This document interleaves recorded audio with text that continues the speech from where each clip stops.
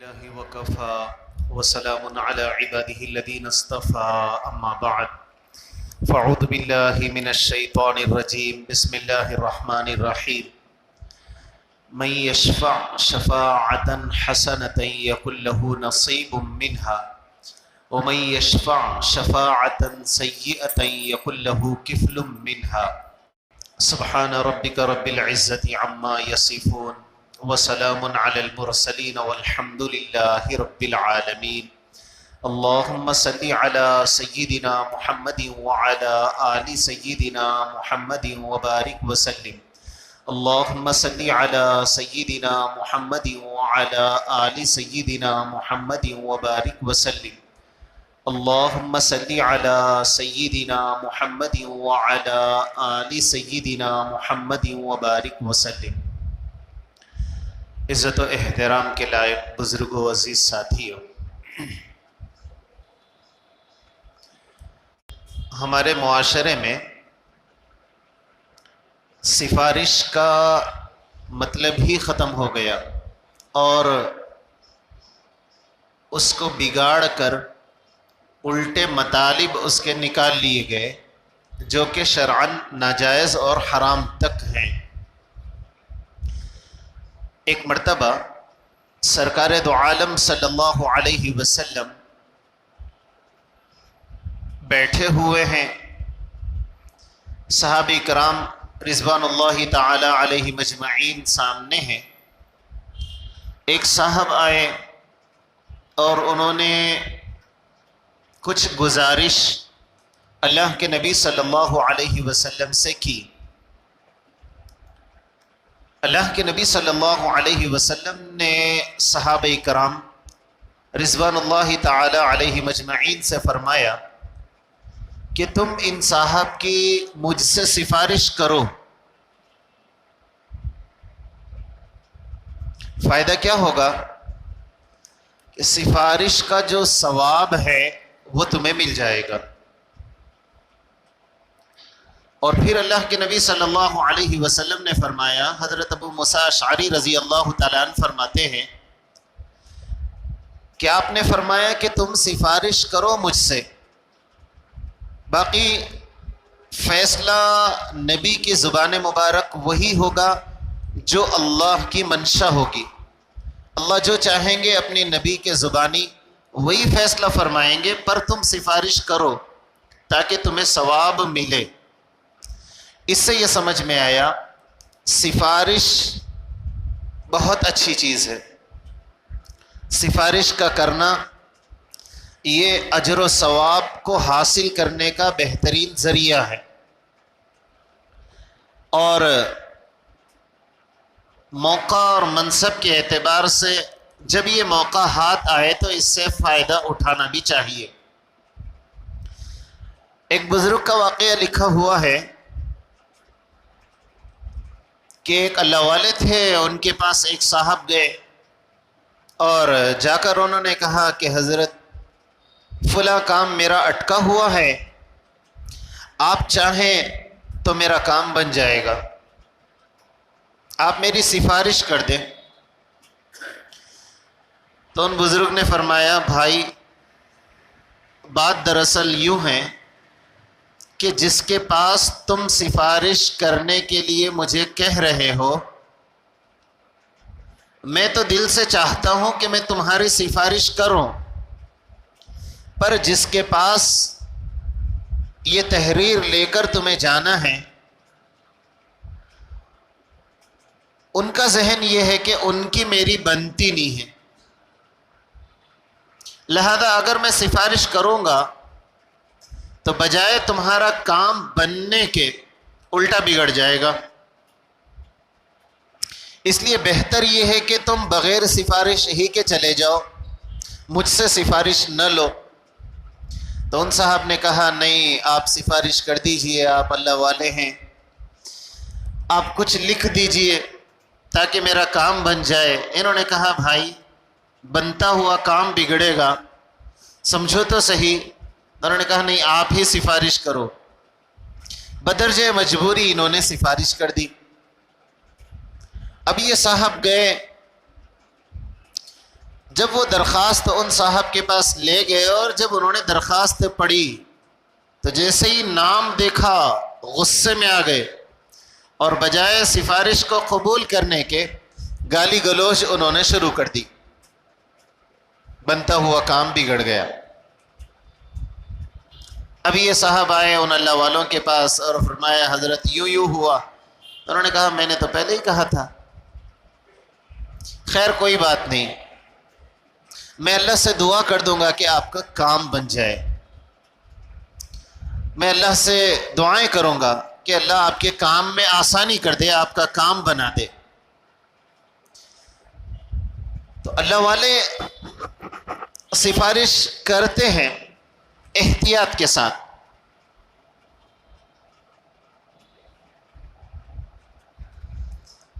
لیکن ایک خرابی ہمارے نزدیک جو سفارش کی ہوئی ہے, اگر کوئی سفارش کرتا بھی ہے تو وہ احسان جتلاتا ہے کہ میں نے فلاں موقع پر تمہارا کام کیا تھا, اور پھر اپنے آپ کو بڑا اور سامنے والے کو چھوٹا سمجھتا ہے. جبکہ سفارش کا کرنا یہ ثواب کے کمانے کا ذریعہ ہے, اجر کو بڑھانے اور اللہ کو راضی کرنے کا ذریعہ ہے, نہ کہ احسان جتلانے کا, کہ کسی کو اپنے سے کمتر سمجھو یا اس کو اپنے احسان تلے اس کو سمجھو. یہ سفارش کا مطلب نہیں ہے. سفارش تو اللہ کی رضا کے لیے کسی کا کام بن جائے, اجر و ثواب کے لیے کرنا ہے. جس طرح سفارش اللہ کی رضا ہے تو اس کے کچھ احکامات بھی ہے شریعت کے اعتبار سے.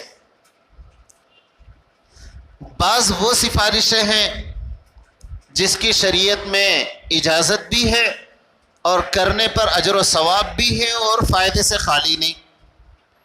اور دوسری وہ سفارشیں ہیں جو ناجائز ہے, حرام ہیں, جس کی شریعت میں اجازت تک نہیں. پر ہمارے معاشرے میں بجائے سفارش کو اچھا سمجھنے کے اب سفارش یہ وبال جان بنتی جا رہی ہے. کسی کی سفارش کرنا گویا مصیبت میں ڈالنا ہے, جان کو مصیبت میں ڈالنا ہے. اس کی کچھ مثالیں, ایک آدمی نااہل ہے, اب انہوں نے کہا کہ حضرت آپ سفارش کر دیں. جو کسی عہدے پر ہے وہ عہدے والا سفارش کر رہا ہے کہ فلاں صاحب کو آپ نوکری پر رکھ لیں, اور پھر اس سفارش کی بنیاد پر اس کو نوکری مل رہی ہے, لیکن وہ اس کا اہل نہیں تھا. جس کی ہم سفارش کر رہے ہیں وہ اس کا اہل نہیں تھا. جس ڈپارٹمنٹ میں ہم کسی کو لگانا چاہ رہے ہیں وہ اس کا ماہر فن نہیں ہے, لیکن وہی آج کل جو سفارشیں چل رہی ہے, رشوت لے لی, سفارش کر دی, لوگوں سے کچھ کام بنا لیا اور سفارش کر دی. اپنا کام سفارش کرنا تھا, باقی بھاڑ میں جائے جو ہوتا ہے. آج کل جو سفارشیں چل رہی ہے کہ جو جس درجے کا ہے اس کو اس درجے تک پہنچانا ہے, وہ اس کا اہل ہے. یہ سفارش تو اچھی ہے لیکن اس کا اہل ہی نہیں ہے. بس ہم نے نااہل کو سفارش کے درجے سے پہنچا دیا. اب وہ جب منصب پہ بیٹھا ہے تو ایسی ایسی حرکتیں کر رہا ہے جس سے لوگوں کو پریشانی ہوتی ہے, لوگ مشقت میں پڑتے ہیں.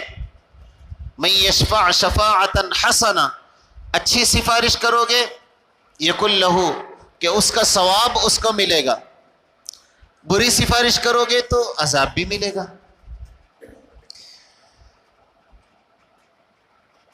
سفارش شریعت کی نظر میں گواہی کی حیثیت رکھتی ہے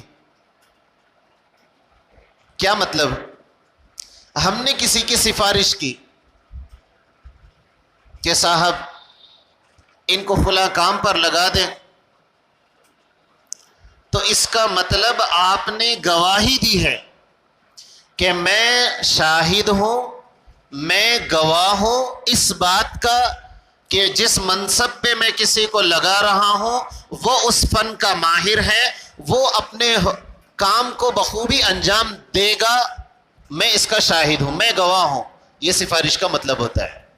ہم نے کسی کو چٹھی لکھ دی، ہم نے کسی کو درخواست لکھ کے دی، تو یہ جو سفارش ہوتی ہے، یہ سفارش کا مطلب یہ ہوتا ہے شریعت کی نظر میں کہ میں گواہ ہوں، اس بات کی گواہی میں دیتا ہوں، شہادت دیتا ہوں، میں اس بات کا شاہد ہوں کہ یہ صاحب اس کام کے مستحق ہیں، یہ گواہی کا۔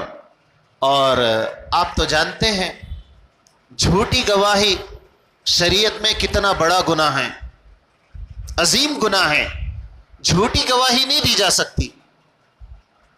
تو جو سفارش ہم کر رہے ہیں وہ سفارش خلاف واقعہ نہ ہو۔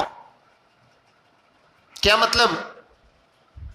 ایک آدمی جس کی ہم سفارش کرنا چاہتے ہیں، مثال کے طور پر کوئی غریب ہے، ہم اس کو کسی جگہ پر کچھ تعاون کے لیے سفارش کرنا چاہتے ہیں، اور حقیقت یہ ہے کہ وہ غریب نہیں ہے، دھوکہ دے رہا ہے، اور ہم نے سفارش کر دی، اپنے آپ کو اتنا بڑا سمجھ لی، بس قلم چلا دیے، سفارش کر دی۔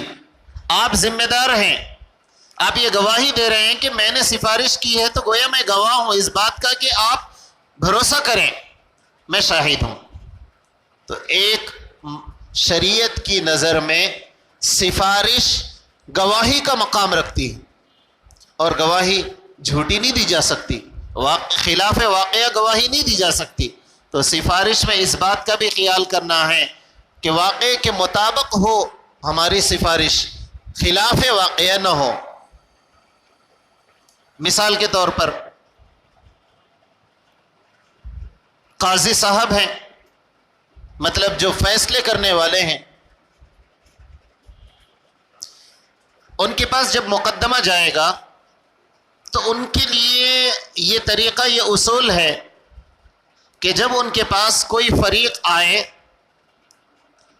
تو وہ یہ کہے کہ دیکھو، جب دونوں فریق آمنے سامنے ہوں گے تب تم اپنی باتیں مجھے بتانا، تاکہ فیصلہ جب ہو تو برابر سرابر فیصلہ ہو، منصفانہ انداز میں انصاف کے ساتھ فیصلہ ہو۔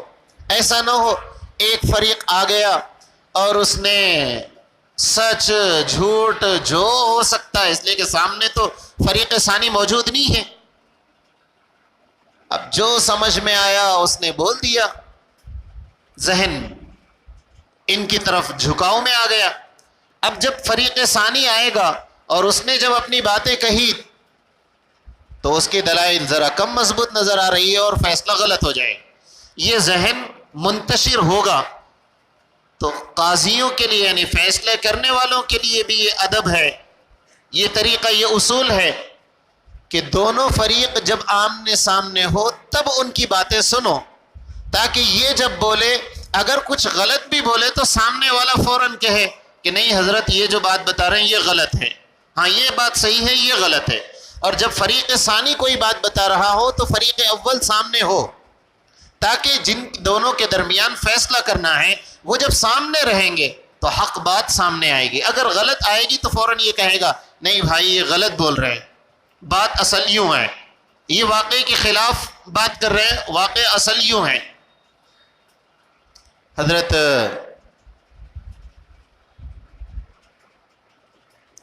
مفتی شفیع صاحب مصنف معرف القرآن بہت بڑے اللہ والے ہیں، اور اس زمانے کے انہی کے فرزند حضرت مفتی تقی عثمانی صاحب بڑے پائے کے اللہ والے ہیں۔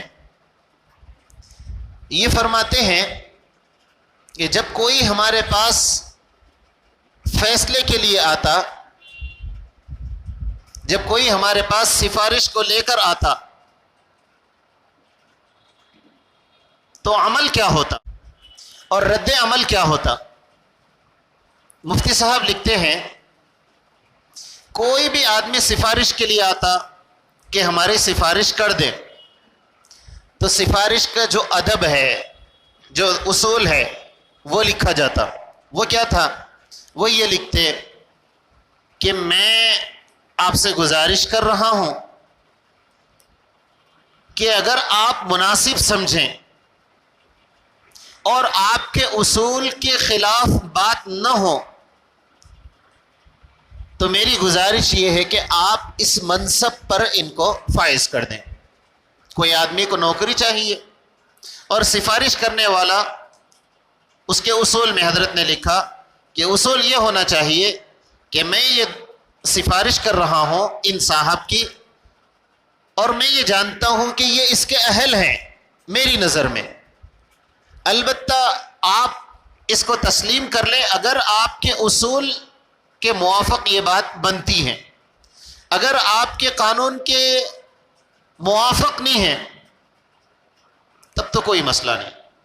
تو اللہ والے اس طرح لکھا کرتے تھے سفارش کہ میں گزارش کر رہا ہوں آپ ان کو اس منصب پر فائز کر دیں، آپ کے اصول کے خلاف نہ ہو تو ایک صاحب آئے مفتی صاحب کے پاس اور انہوں نے کہا حضرت سفارش کر دیں۔ تو حضرت نے دیکھا ٹھیک ہے، لکھا کہ یہ میری گزارش ہے اور جو اصول ہے لکھے۔ تو انہوں نے کہا یہ تو ایسے ہی لکھا جیسے کہ مجھے میری درخواست قبول نہ ہو، آپ اتنے سب قید کیوں لکھے؟ آپ یہ بول دیتے کہ ان کا کام بن جائے۔ نہیں، یہ پھر سفارش نہیں ہوتی، یہ ہوتا دباؤ ڈالنا، کسی پر دباؤ ڈالنا، کسی پر پریشر ڈالنا۔ گویا ایک بڑے آدمی کی سفارش کسی کے پاس پہنچانا تاکہ وہ پریشر میں آئے، تو پھر جب دونوں فریق کے درمیان فیصلہ کرے تو اب وہ سوچنے پر پڑ جائے کہ ادھر فیصلہ کروں یا ان کی طرف کروں، کیونکہ ان کی جانب سے ایک بڑے صاحب کی طرف سے سفارش آئی ہے۔ تو جب بڑے صاحب کی طرف سے سفارش آئی ہے تو جھکاؤ پیدا ہوگا، اس لیے بجائے اس کے ان اصول کے ساتھ، ان ضوابط کے ساتھ جس میں پریشر میں بات ڈالی نہ گئی ہو، جس میں سامنے والے کو دبایا نہ گیا ہو، سفارش ایسی ہونی چاہیے۔ اب سفارش کا مقصد کیا ہے؟ سفارش کیوں کرنا ہے؟ تو علماء نے لکھا سفارش کا مطلب توجہ دلانا ہے۔ سفارش کا مطلب کیا ہے؟ توجہ دلانا ہے کہ جہاں آپ اور فیصلے کر رہے ہیں یہ صاحب بھی حقدار ہیں، بس توجہ دلانا ہے اور کوئی مقصد نہیں، سامنے والے کو اس کے اوپر دھاک جمانا یا اس کو پریشر میں لانا، دباؤ میں ڈالنا۔ سفارش کا مطلب صرف توجہ دلانا، جہاں اور لوگ ہیں یہ صاحب بھی ہیں اور یہ معتبر ہیں، ان کا بھی کام کیا جا سکتا ہے۔ اب آپ کو بتاؤں، جیسے مثال کے طور پر قرآن عظیم الشان کہتا ہے من یشفع شفاعتا حسنہ، اگر اچھی سفارش کرو گے یکن لہ، آپ کو نفع ملے گا، اس کا آپ کو اجر ملے گا، ثواب ملے گا، اللہ کی رضا ملے گی۔ ایک آدمی دواخانے میں ہے، ڈاکٹر نے بل لکھا کہ اتنا بل ہے، اب وہ غریب آدمی کسی کے پاس گیا کہ آپ اگر سفارش کر دیں تو میرا بل کم ہو جائے گا، بڑی اچھی سفارش ہے، آپ جائیں، یہاں کوئی پریشر نہیں کہ آپ یہ کہیں بھائی غریب آدمی ہیں، اگر آپ مناسب سمجھیں تو کچھ رقم کم کر دیں تاکہ انہیں سہولت ہو جائے، اور ایسا کرنا چاہیے، یہ سفارش ہونی چاہیے۔ جہاں مجبور آدمی ہے اس مجبور کا کام بنتا ہو تو کام بنانا چاہیے۔ اور بعض مرتبہ ہم لوگ یہ بولتے ہیں میں دوسروں کے معاملوں میں جا تو نہیں، دوسروں کے کام کر تو نہیں، یہ بھی غلط ہے۔ سفارش تو کرنا ہے، اور اللہ کے نبی صلی اللہ علیہ وسلم نے سفارش کی ہے، صحابہ کرام سفارش کیا کرتے تھے۔ جس عہدے پر کوئی ہے اس عہدے کے اعتبار سے اگر کوئی کام بن سکتا ہے اسے بنانا چاہیے، اسے کرنا چاہیے وہ کام کو، لیکن اصول اور ضوابط کے ساتھ۔ بعض حضرات سفارش کرواتے ہیں تو یوں کرواتے ہیں، کسی کے پاس گئے اور یہ بولے کہ میرا چھوٹا کام ہے لیکن پہلے آپ یہ بولو آپ انکار نہیں کرتے، پہلے آپ یہ وعدہ کرو مجھ سے کہ آپ انکار نہیں کریں گے، اور اس کے بعد پھر اپنی سفارش کی بات رکھتے ہیں۔ یہ بھی غلط ہے۔ جس چیز کا پتہ ہی نہیں ہے وہ کر سکتے ہیں یا نہیں کر سکتے ہیں، ان کے اختیار میں ہے، اختیار سے باہر ہے، پہلے ہی اس سے وعدہ لے لینا، آپ پہلے مجھ سے وعدہ کرو آپ میرا کام کریں گے۔ اب جب دباؤ ڈالا گیا اس کے بعد بول رہے ہیں میری یہ سفارش ہے آپ کر دو، یہ تو دباؤ والی چیز ہو گئی، یہ بھی غلط ہے۔ آپ گزارش کریں، پھر اگر وہ مناسب ہے تو سفارش ہوگی، اگر وہ مناسب نہیں ہے تو پھر اس سفارش کو نہیں کیا جائے گا۔ سفارش حلال ہو سکتی ہے، سفارش حرام ہو سکتی ہے، سفارش کی اجازت ہو سکتی ہے، اجازت نہیں بھی ہو سکتی۔ گناہ میں سفارش کرنا اس کی شریعت نے اجازت نہیں دی۔ بعض سفارشیں گناہ کبیرہ تک پہنچا دیتی ہے انسان کو، حرام کاموں میں سفارش، رشوت لے کر سفارش، کسی کو دباؤ میں ڈال کر کسی کو نقصان کر کے سفارش، شریعت تو اس کی اجازت نہیں دیتی۔ ہمارے پاس سفارش کا مطلب تھوڑا سا الٹا سمجھ لیا گیا ہے۔ وہ کیسے؟ آدمی اپنی زبان سے بولتا ہے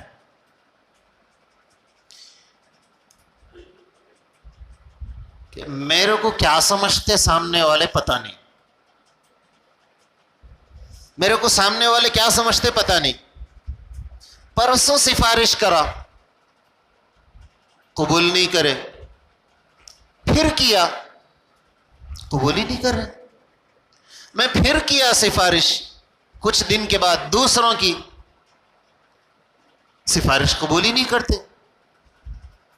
اب ایک مرتبہ کیا، کچھ مہینے کے بعد پھر کیا، کچھ مہینے کے بعد پھر کیا۔ مثال کے طور پر کسی کو جاب پر چڑھانا تھا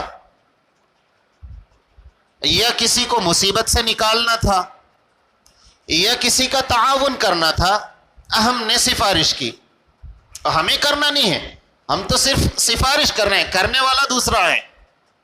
ہم نے کسی بندے کی سفارش کی، قبول نہیں ہوئی، چند دنوں کے بعد دوسرے آدمی کی سفارش کی، قبول نہیں ہوئی، چند دنوں کے بعد تیسرے آدمی کی سفارش کی، قبول نہیں ہوئی، تو اپن یہ کیا بولتے؟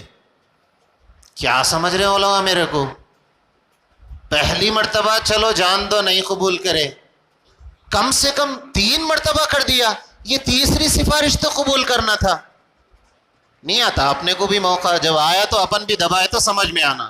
میرے بھائی تم سفارش کرنا چاہ رہے ہیں نہیں ظلم کرنا چاہ رہے ہیں، یہ تو ظلم ہوا۔ سفارش کا مطلب کیا ہے؟ سفارش کا مطلب یہ ہے کہ میں یہ کہنا چاہتا ہوں یہ آدمی اچھا ہے، باقی آپ کی مرضی ہے، آپ قبول کرنا چاہو تو کرو، نہ کرنا چاہو تو نہ کرو۔ سفارش کا مطلب یہ ہے، ورنہ پھر حکم اور سفارش ایک ہو جائے گی۔ وہ تو حکم ہوتا ہے کہ بڑا چھوٹے کو کہے اور چھوٹا مان لے، یہ حکم ہے، اور ہم لوگ اپنے ذہنوں کو سفارش کو حکم کے درجے میں رکھ دیا اور یہ سمجھتے انہیں کتنا بڑا ہوا تو کیا ہوا، میری بات نہیں سنتا۔ یہ سفارش کا بالکل غلط مطلب۔ ایک واقعہ آپ کو سناؤں،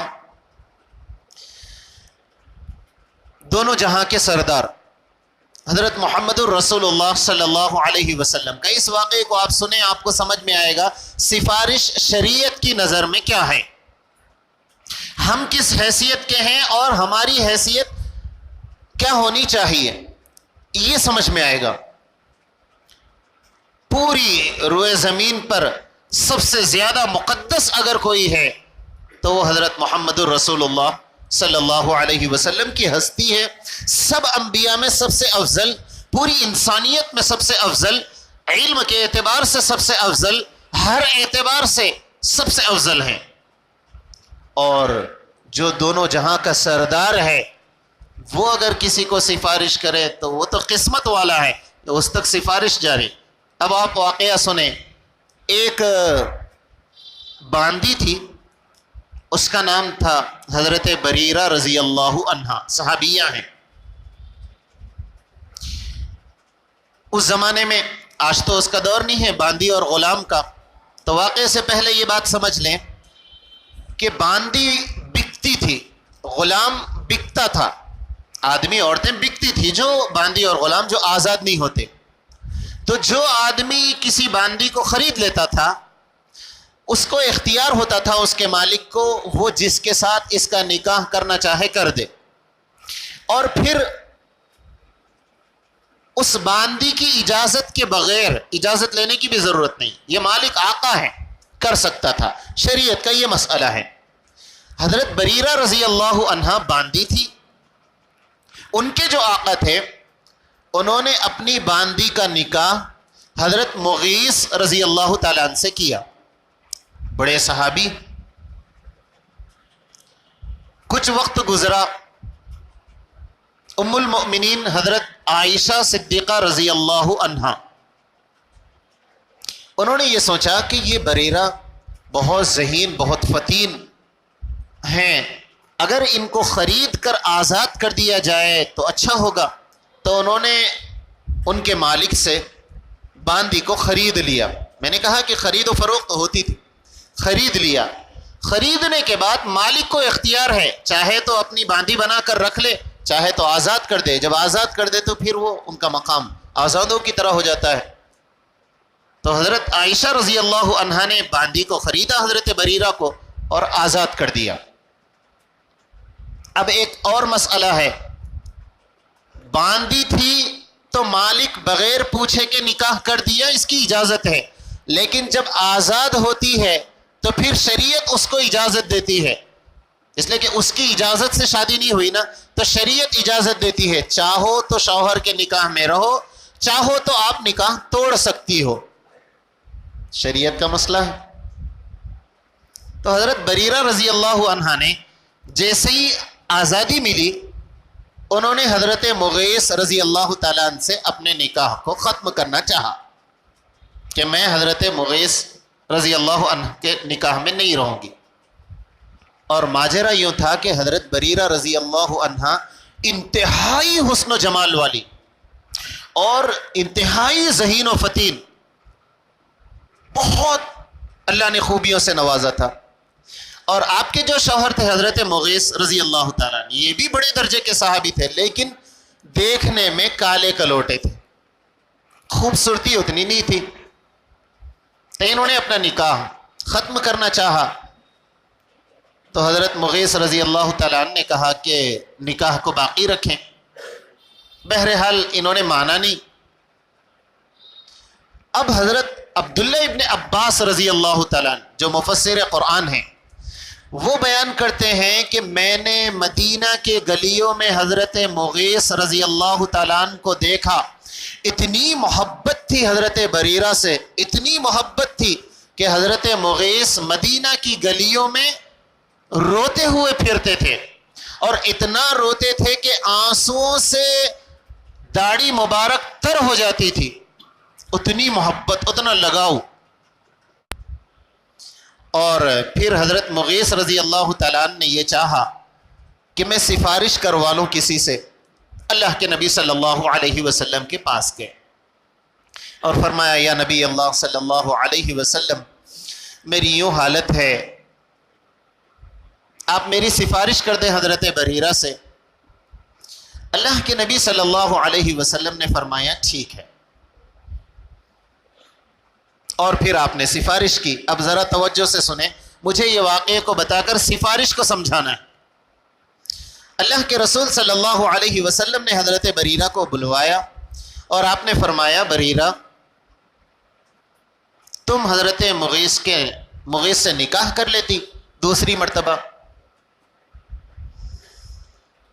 حضرت بریرہ رضی اللہ عنہا اب تک باندی تھی، اور باندیوں کی اتنی حیثیت نہیں ہوتی، معاشرے کے اندر کم درجے کے ہوتے ہیں.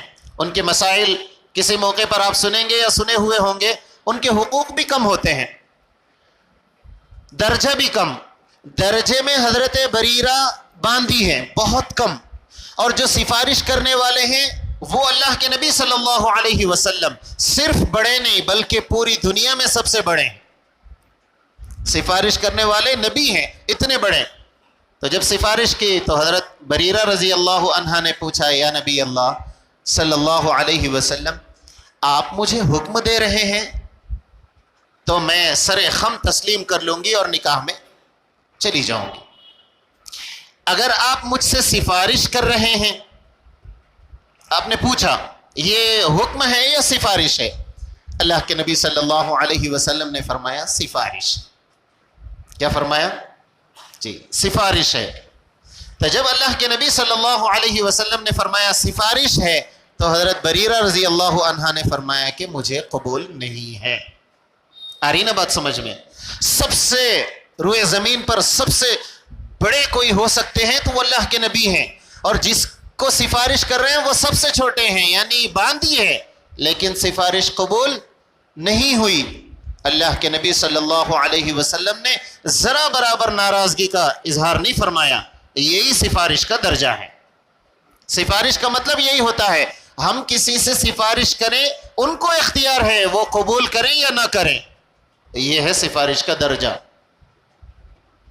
اور پھر ایک سوال یہاں یہ آتا ہے, اللہ کے نبی صلی اللہ علیہ وسلم نے سفارش کیوں کی؟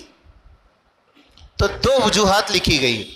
ایک وجہ تو یہ ہے کہ حضرت مغیث رضی اللہ تعالیٰ عنہ کی محبت, اور خود وہ صحابی رسول ہیں, صرف شکل و صورت میں کالے کلوٹے ہیں, باقی تو صحابی رسول ہیں, اونچے درجے کے صحابی ہیں. اور دوسری وجہ یہ ہے کہ ان کے بچے بھی تھے, ان کے بچوں کے باپ ہیں یہ. اگر ساتھ میں رہ لو گے تو باپ ساتھ میں رہے گا, ماں باپ ساتھ میں رہیں گے, اس لیے اللہ کے نبی صلی اللہ علیہ وسلم نے سفارش کی. الغرض میرے بھائیوں, سفارش کرنا ہے, موقع آئے تو چھوڑنا نہیں چاہیے. سفارش بڑی اچھی چیز ہے, لیکن ان جگہوں پر جہاں پر ناجائز کام یا نااہل کو کسی عہدے پر فائز کر دینا, اس طریقے کے کام کے لیے نہیں, اچھے کام کے لیے اندر سفارش کرنا ہے. اور اگر ہماری سفارش کوئی قبول نہ کریں وہ اس کی مرضی ہے, ہم نے تو صرف متوجہ کیا کہ بھائی یہ بھی ایک مقام ہے, آپ اس کو اس کی طرف بھی توجہ دلا رہا ہوں. سفارش کا مطلب کیا ہے؟ میں توجہ دلا رہا ہوں. تو سفارش جہاں کرتے ہیں وہاں سفارش کا ایک پہلو یہ ہے کہ میں شاہد ہوں, میں گواہ ہوں. اور تیسرا سفارش کا مطلب مشورہ. سفارش کا مطلب کیا ہوتا ہے؟ میری رائے ہے, میرا مشورہ ہے, باقی قبول کریں یا نہ کریں وہ ان کی مرضی ہے. اللہ صحیح سمجھ کی اور عمل کی توفیق نصیب فرمائے. آمین. وآخر دعوانا ان الحمد للہ رب العالمین.